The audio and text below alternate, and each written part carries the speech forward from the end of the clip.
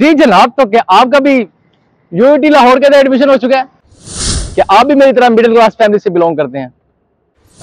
जी जनाब, तो क्या आप भी परेशान है कि यार यूआईटी में एडमिशन तो हो गया है लेकिन फीस कैसे पे होगी? तो भैया टेंशन किस बात की, आपका भाई है ना, जल्दी से चैनल को सब्सक्राइब करके तो आ जाओ, फिर अभी बताता हूँ आपको। अस्सलाम वालेकुम, welcome back to another vlog. सबसे पहले वेले हमारे सॉरी ये नहीं कहूंगा आज मैं, आज क्योंकि आज की स्पेशल वीडियो होने जा रही है मेरे जूनियर्स के लिए जो न्यू कमर्स आ रहे हैं यूटी लाहौर में। तो यार अगर कोई सीनियर देख रहा हो तो स्पेशल वो भी यार अपने जूनियर्स को, अपने दोस्तों को, अपने रिलेटिव को जो मतलब कि यूटी आना चाह रहे हो, जो आ रहे हैं उनको इन्फॉर्मेशन चाहिए स्कॉलरशिप के हवाले से, जरूर उनको रिकमेंड करें और जरूर उनको जो है ना शेयर कर दें। ठीक है, तो यार आज हम जरा गपशप नहीं लगाएंगे, टाइम को वेस्ट नहीं करेंगे और आज का मेरा व्लॉग जो है वो ट्रैवलिंग पे या फूड पे या किसी चीज़ पे नहीं होगा, क्योंकि यार मैं खुद एक यूआईटी का स्टूडेंट हूँ तो मैं बेस्ट एक्सपीरियंस शेयर कर सकता हूँ आप लोगों के साथ। उनके बजाय जो लोग वैसे ही अपना यूट्यूब चैनल चमकाने के लिए बता रहे होते हैं जी फलां स्कॉलरशिप फलां ये वो, मतलब कि बताना कुछ नहीं होता, बस है वो वीडियो बना देते हैं। तो मैंने सोचा यार ये बहुत इंपॉर्टेंट और मोस्टली जूनियर्स मुझे कह भी रहे थे यार स्कॉलरशिप का क्या सीन है, तो मैंने सोचा यार क्यों ना एक ब्लॉग बना दिया जाए आपकी आसानी के लिए। तो यार आप लोग बस चैनल को सब्सक्राइब करते जाएँ तो फिर बात को शुरू करते हैं टाइम वेस्ट किए बगैर। तो यार सीन ये है कि सबसे पहले तो मैं कैटेगरी की बात करना चाहूँगा। कैटेगरी सीन ये होता है कि उसमें आती हैं A1 A2 A3 A2 तक, ठीक है। उसके बाद एस कैटेगरी है ओवरसीज के लिए। A2 कैटेगरी है वो प्राइवेट सीट होती हैं, जैसे हर यूनिवर्सिटी मतलब की होती हैं। उसके बाद है आई कैटेगरी, वो डिप्लोमा वालों के लिए है, ठीक है। उसके बाद एन कैटेगरी है, अगर आपके फादर इधर से यूटी के ग्रेजुएट हैं, ठीक है, तो उनके लिए एन कैटेगरी है। इस तरह ना मुख्तलिफ कैटेगरीज हैं। जो A1 कैटेगरी है ना, वो इस तरह समझ लें जैसे घर में एक छोटा बच्चा होता है ना, जो सबका लाडला होता है, उसको सबसे ज्यादा प्यार मिल रहा होता है। तो यहाँ पे यूटी में A1 कैटेगरी का वो सीन है कि A1 कैटेगरी आपको हर तरह की स्कॉलरशिप, आपको जो भी स्कॉलरशिप आती है आप उसके लिए जो एलिजिबल होते हैं A1 कैटेगरी के लिए, समझ रहे हैं। जरूरी नहीं है कि आपने पटे पुराने कपड़े पहने हो, आपके हाथ में नोकिया का मोबाइल हो तो फिर ही आपकी स्कॉलरशिप लगेगी, ठीक है। अगर आप A1 कैटेगरी पे, A1 category basically open merit है, ठीक है। अगर आप इस कैटेगरी पे आप यूटी में आए हैं तो आप इस स्कॉलरशिप को, कोई भी स्कॉलरशिप उसके लिए आप एलिजिबल होते हैं।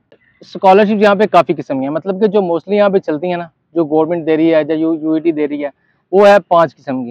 तो यार यूईटी की जो 5 स्कॉलरशिप्स है ना, यूईटी की नहीं मतलब गवर्नमेंट की, यूईटी की सारी मिला के ये 5 स्कॉलरशिप है। इनका आपको मैं डिटेल में बताता हूँ आगे, क्या जितनी ये टोटल फी पे होती है इसके अंदर आपको स्टाइपेंड, मतलब कि जो आपको ये ईयरली देते हैं, पॉकेट मनी टाइप जो आपको मिलता है, इसका आपको मैं वीडियो के एंड में बताऊंगा। तो आप वीडियो को एंड तक लाजमी देखिएगा। इंशाल्लाह मैं उम्मीद करता हूँ आपके जितने भी क्वेश्चन होंगे स्कॉलरशिप के हवाले से वो सब क्लियर हो जाएंगे। तो ठीक है, फिर आपको मैं जरा डिटेल में बताता हूँ स्कॉलरशिप्स का। ओके जी जनाब, तो पहले नंबर पे हमारे पास यूईटी की अपनी स्कॉलरशिप जो यूईटी खुद देती है वो है FACS। बेसिकली ये फाइनेंशियल असिस्टेंस का एब्रीविएशन है, ठीक है। तो इसका सीन ये है कि ये तकरीबन आपको हर सेमेस्टर में ऑफर होती है, ठीक है। तो ये तब तक आपके साथ चलती है जब तक आपकी कोई और स्कॉलरशिप नहीं लग जाती। इसमें सीन ये है कि आपका 50% स्टार्टिंग में होता है, ठीक है। अगर आप ऑर्फन है मतलब के, तो फिर तो ये आपको 100% फ्री कर देते हैं, आपको ट्यूशन फीस आपकी बिल्कुल माफ़ कर देते हैं अगर आप यतीम है। डिसेबल कैटेगरी में अगर आप आ रहे हैं तो फिर भी आपको 100% कर रहे हैं। लेकिन अगर आप वैसे मतलब कि आप अप्लाई कर रहे हैं तो इसमें आपका जो है वो 50% आपकी ट्यूशन फीस जो होती है वो आपको कंसेशन मिलती है इसकी, मतलब कि हर सेमेस्टर में आपको ऑफर होती है, ठीक है। और इसका कैंसिलेशन का सीन ये होता है कि अगर आपका जो CGPA है वो 2.5 से बिलो हो जाता है, ठीक है, तो फिर आपकी ये कैंसिल हो सकती है। तो आपको अपना 2.5 CGPA मेंटेन करना बहुत ज़रूरी होता है अगर आपने अपनी स्कॉलरशिप को कंटिन्यू करना होता है पूरी डिग्री के लिए। और हाँ यार, आपको एक और चीज़ ये बता दूं कि इसमें जो है ना, अगर आप अपनी क्लास के टॉपर हैं, मतलब कि थीटे हैं, आप पढ़ने वाले बच्चे हैं, अगर आपका GPA 4 आता है, मतलब कि आपका हाईएस्ट GPA अपनी क्लास के अंदर, तो फिर भी आपको आपकी ट्यूशन फी माफ़ हो जाती है, ठीक है। तो इसलिए भाई जब यूईटी आए तो दिल लगा के पढ़ें ताकि आपके भी ये कंसेशन आपको मिल सके। अगर आपकी स्कॉलरशिप ना भी लगे तो आपको ये कंसेशन मिल सके। सेकंड नंबर पे मैं आपको बताऊंगा एहसास स्कॉलरशिप का, क्योंकि गरीब बंदे का आपको पता है गवर्नमेंट को एहसास है, ठीक है। तो ये एहसास स्कॉलरशिप ये बेसिकली ये यूटी लाहौर की नहीं है, ये जो स्कॉलरशिप है ये हमें देती है गवर्नमेंट, ठीक है। और ये सिर्फ यूटी लाहौर के लिए नहीं होता, जितना भी गवर्नमेंट यूनिवर्सिटीज हैं जिसमें मेरिट पे स्टूडेंट्स आते हैं उनके लिए ऑल ओवर द, मतलब कि कह लेंगे पाकिस्तान में ये स्कॉलरशिप मिलती है, ठीक है। यूईटी की स्कॉलरशिप मैंने आपको पहले सिर्फ बताई है, वो सिर्फ FA एंड CS है, ठीक है। तो ये जो एहसास स्कॉलरशिप है ये एलिजिबल स्टूडेंट्स के लिए, एलिजिबल में ये होता है, इसका एलिजिबिलिटी क्राइटेरिया मैं आपको थोड़ा सा बता देता हूँ। इसमें ये होता है आपके जो गार्डियन है या आपके जो पेरेंट्स हैं जो आपको सपोर्ट कर रहे हैं, उनकी जो मिनिमम जो कह लें कि जो उनकी पे है वो मंथली जो है वो तकरीबन 30 to 35 की हो, तो तब जो है वो आपको गवर्नमेंट ये स्कॉलरशिप देती है, एहसास स्कॉलरशिप। उसके लिए आपका बेसिकली ये क्राइटेरिया आपका हो गया कि आपकी पे इतनी हो, ठीक है। उसके बाद ये है कि आप मेरिट पे यूटी लाहौर में A1 कैटेगरी में, मैंने आपको ये भी बताया कि कैटेगरीज जो हैं वो बहुत डिपेंड कर रही होती हैं, तो A1 कैटेगरी वाले जो है ना वो इस स्कॉलरशिप को जो है अवेल कर सकते हैं। इसका थोड़ा सा प्रोसीजर ये होता है कि पहले आपका इंटरव्यू होता है, ठीक है, पहले आपने अप्लाई कर दिया, उसके बाद आपको इंटरव्यू की डेट मिलती है, इंटरव्यू की डेट मिलने के बाद फिर आप उसमें शॉर्टलिस्ट होते हैं और फिर उसके बाद आपकी स्कॉलरशिप लगती है। ये एहसास स्कॉलरशिप है, इसका भी प्रोसीजर जैसे मैंने आपको पहले बताया है कि इसका जो सीन है वो भी तकरीबन 1 साल का ड्यूरेशन होता है। मतलब कि आपने अपने स्टार्टिंग जो आपका फर्स्ट सेमेस्टर है और सेकंड सेमेस्टर, इसकी फीस आपने पे करनी है, उस वक्त तक ये तमाम प्रोसीजर चलता है और आपकी थर्ड सेमेस्टर से जो है ना ये स्टार्ट होती है। और मजे की बात यह है कि जब आपकी स्कॉलरशिप लग जाती है तो आपका जो बाद में मतलब जब आपकी डिग्री कंप्लीट होती है तो आपको पहले 2 सेमेस्टर की फी भी जो होती है वो रिफंड हो जाती है। ये था थोड़ा सा मैंने आपको बताया एहसास स्कॉलरशिप के बारे में। नंबर 3 है हमारे पास पीफ, जो कि बेसिकली एब्रिविएशन है पाकिस्तान एंडोमेंट एजुकेशन फंड, ठीक है। तो वजन इसमें क्या सीन है, इसमें सीन ये है कि ये बेसिकली ये भी गवर्नमेंट की स्कॉलरशिप है, ठीक है। तो इसमें जो आपका सीन है वो ये है कि आपको मैं बताता चलूँ कि इसमें आपकी जो फी है ना टोटल, मतलब कि सेमेस्टर फी आपकी जितनी होती है, पहले सेमेस्टर फी ये चलता रहा कि 50 to 60 70 इतना मतलब कि चलती रही है, ठीक है। इसमें आपकी जो सेमेस्टर फी है वो टोटली जो है वो आपको वो कंसेशन मिल जाती है उसकी, ठीक है। उसके अलावा आपको स्टाइपेंड वगैरह वाला सीन नहीं होता, सिर्फ आपको क्योंकि एहसास में आपको ये बेनिफिट मिलता है और एचईसी में ये बेनिफिट मिल जाता है आपको स्टाइपेंड वाला। लेकिन जो पीफ वाला सीन है इसमें सिर्फ आपकी जो है ना सेमेस्टर की फ़ी वो सिर्फ पे होती है।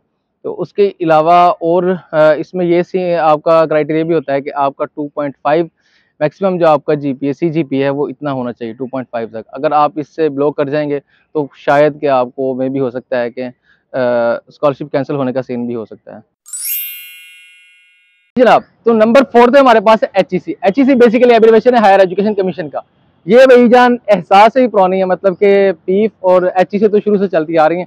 एहसास तो हमारे खान साहब के दौर में शुरू हुई थी, ठीक है। तो भाई एचईसी का सीन भी है कि आपको फुल गरीब होना चाहिए, मंथली इनकम है वो भी 30 to 35 इतनी मतलब कि मोस्टली चलती है, ठीक है।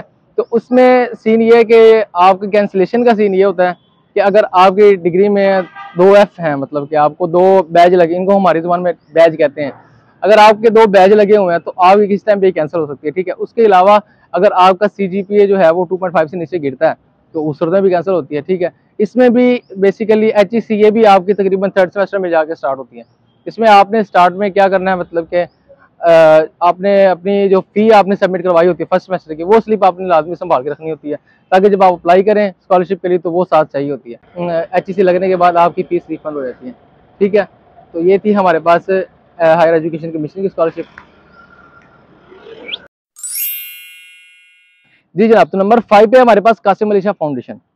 कासिम अली शाह फाउंडेशन में आपको बताता चलूँ कि ये सामने मेरे है केमिकल डिपार्टमेंट। तो यहाँ से वो भी इंजीनियर हैं, लेकिन जिन्होंने कहते हैं भगोड़ा इंजीनियर, मतलब कि अद्धा इंजीनियर आप ये कह सकते हैं।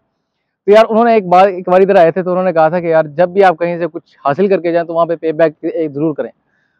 तो इसी मोटो को मद्देनजर रखते हुए उन्होंने जनाब यहाँ पे कासिम अली शाह फाउंडेशन उन्होंने अपनी स्कॉलरशिप स्टार्ट की है, ठीक है। उसका सीन ये है कि उसमें भी आपका एलिजिबिलिटी क्राइटेरिया होता है कुछ उनका।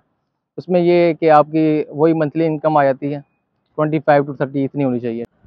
इसका एलिजिबिलिटी क्राइटेरिया ये होता है कि इस पर ना उनकी कुछ रिक्वायरमेंट्स होती हैं, मतलब कि उनके कुछ सेशंस होते हैं, वो मंथली भी हो सकते हैं, वीकली भी होते हैं, ठीक है। तो वो आपने अटेंड लाजमी करने हैं, अगर आप वो अटेंड नहीं करते तो आपकी स्कॉलरशिप कैंसिल हो सकती है। और इसमें जो सीजीपी वाला सीन होता है वो आपकी जो गवर्नमेंट स्कॉलरशिप्स हैं या यूईटी की जो अपनी स्कॉलरशिप्स हैं उनमें ये सीन होता है, लेकिन ये क्योंकि प्राइवेट स्कॉलरशिप है, इसके अलावा और भी बहुत सी प्राइवेट स्कॉलरशिप मौजूद हैं। लेकिन जो जनाब केमिकल डिपार्टमेंट में मैं इसलिए आया कि यहाँ के बच्चों को और पॉलीमर के बच्चों को, जो इसकी सब फील्ड है पॉलीमर, ठीक है, उनके बच्चों को जो है ना स्पेशल जो है वो तकरीबन 10 बच्चे ना हर डिपार्टमेंट से सिलेक्ट होते हैं, ठीक है।